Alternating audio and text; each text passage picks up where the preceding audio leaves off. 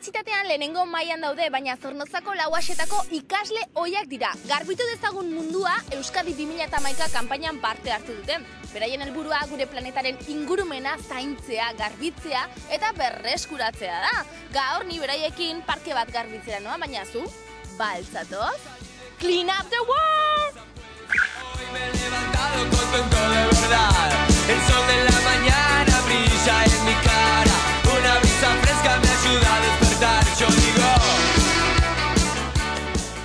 Garbitu dezagun mundua. Garbitu dezagun mundua. Garbitu dezagun mundua. Garbitu dezagun mundua. Garbitu dezagun mundua. Garbitu dezagun mundua. Nadie me lo va a arruinar. Las chicas de la esquina ríen con... Patricia, Arriandi parkeraino etorri zarete, zue Clean Up the World kanpainan parte hartu duzuelako. Ze gaur goizan esan ziate eta esan duzu, oso zikina dago Arriandi, guazen area garbitzea. Horrela izan da? Hola, ez da izan ez. Kontatu duzu. Bagoteko lagun bat dela Isabel, da berekin lan UNESCO etxean, da beregaz ibili ginen beste proiektu baten bebai, da biale euskune korre bat esanez, kanpaina ausrotu dela, garritu ezagun mundua, da orduan, gura bagandun parte hartu, esan gendun baietz, eta seleku hau. Ikusten dugulako sarriten, da beti dolako zikin esan gendun hau.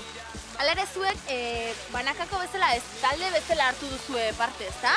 Zeintzuk zarete eta zein da zuen helburua?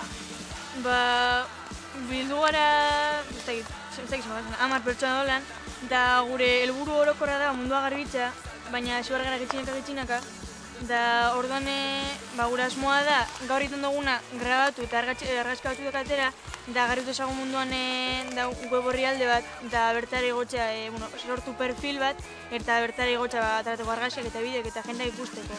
Banatu gara taldeka, da talde bakotzateko bere poltsa, eta baten dau materia organikoa, beste baten beira, beste baten plastikoa, beste baten kartoia eta papela. Eta badanon artean hemen dauen zaborra bildu eta banatu egiten dugu, eta gero horren ostean birziklatu ingo dugu.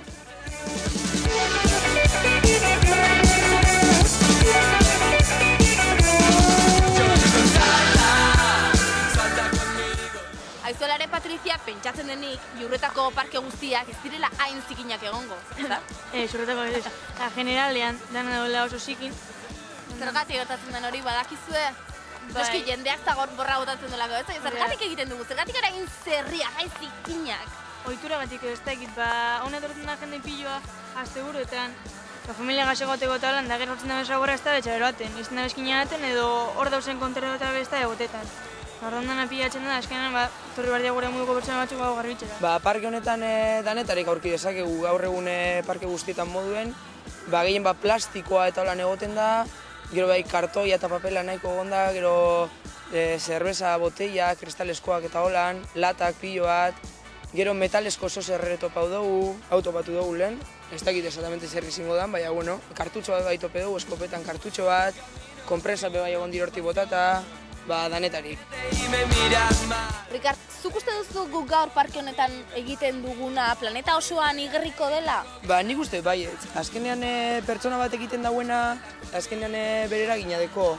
Igual pertsona bakarra bada, azkenean bere ingurukoak ere fijau egiten dire, da azkenean bat gehi beste bat, azkenean jente bat uten da hori gertzen da planetan.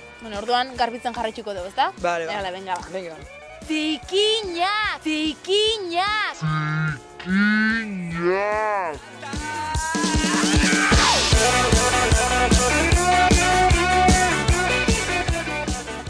Kanpaina honen helburua gehien bat da espazio hau garbitzea eta hau behin garbitute beste jentea bai kontzintzatzea. Bai gure lagunek, bai hau programa ikusten dauen jenteak, bai gure inguruan dauen jente guztie, da meti pasetan den jentea bai ikustea badauela jentea larritu iten dana ingurumena gaitik eta eure bai interes bat erakustea ingurumena gaitik. Nazio Batuen Erakundeak 2011 nazioarteko basoen urtea izendatu du eta hemendik 2020 arte biodibertsitatearen hamarkada beraz. Sutan Blind ingurumenari zor diogun babesa ez da hemen bukatuko, gaurko saioan ingurumena zaintzen jarraituko dugulako, begira!